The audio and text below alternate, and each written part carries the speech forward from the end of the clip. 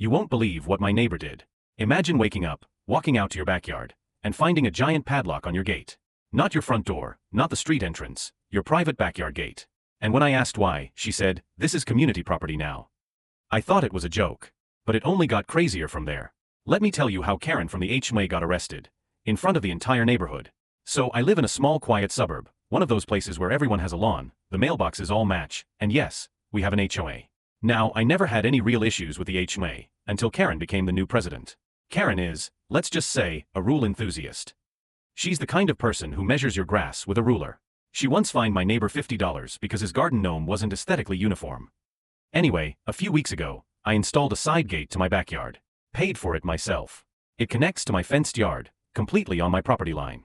I did everything by the book, filed the permit, got city approval, even sent the HOA the paperwork.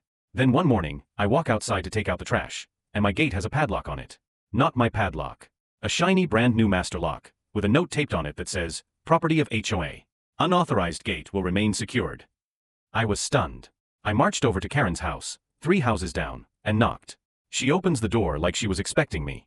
Smug look, clipboard in hand. I said, "Why did you lock my gate?"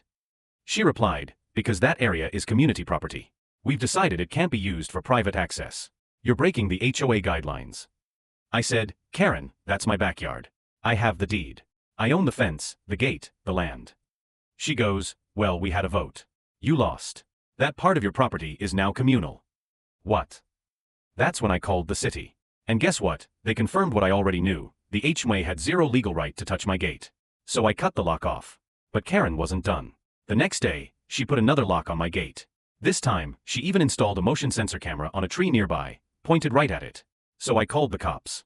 The officer came, looked at the property lines, looked at the documents, and said, "Ma'am, this isn't HOA property. It's private. You've trespassed, tampered with private property, and installed surveillance without consent." Karen lost it.